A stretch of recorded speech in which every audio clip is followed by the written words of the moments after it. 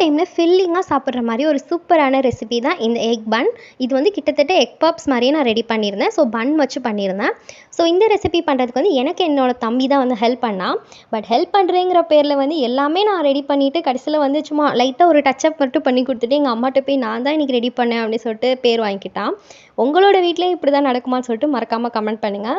So இந்த recipe பண்ணுறதுக்கு first வந்து ஒரு கடாயில் வந்து எண்ணெய் ஆட் பண்ணிட்டு வெங்காயம் சேர்த்துட்டு வெங்காயம் லைட்டாக வதங்கினது இஞ்சி பூண்டு பேஸ்ட் ஆட் பண்ணிட்டு மசாலாஸ் ஆட் பண்ணிக்கலாம். மசாலாவுக்கு வந்து மிளகாய்த்தூள், மஞ்சள் தூள், சீரகத்தூள், கரம் மசாலா ஆட் பண்ணிட்டு தக்காளி ஆட் பண்ணியிருக்கேன்.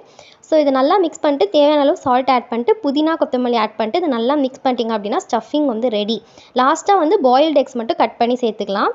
இப்போ இதை அரேஞ்ச் பண்ணுறதுக்கு வந்து 2 பன் வந்து எடுத்திருக்கேன். நான் வந்து பாவ் பாஜி பன் தான் எடுத்திருக்கேன். ஸோ இதை வந்து 2ஆக ஸ்ப்ளிட் பண்ணிவிட்டு இதுக்குள்ளே வந்து நம்மளோட ஸ்டஃபிங் வந்து ரெடி பண்ணிவிட்டு உள்ளே வச்சிடலாம்.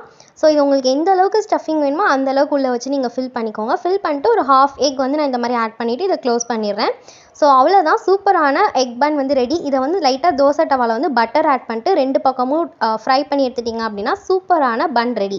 இந்த ரெசிபி கண்டிப்பாக ட்ரை பண்ணி பாருங்கள். நீங்கள் செஞ்சுட்டு உங்களோட தம்பிக்கு பேரை கொடுத்துடாம நீங்களே செஞ்சு நீங்களே பேர் வாங்குங்க. ஏன்னா இதை நான் செஞ்சு முடிச்சதுக்கப்புறமா என்னோட தம்பி வந்து நான் தான் பண்ணுன்னு சொல்லிட்டு ஈஸியாக பேர் வாங்கிட்டு போயிட்டான். அண்ட் எங்கள் அம்மாவுமே வந்து உன்னை விட நல்லா சமைக்கிறான் அப்படின்னு சொல்லிட்டாங்க. ஆக்சுவலி எல்லாமே பண்ணது நான் தான்.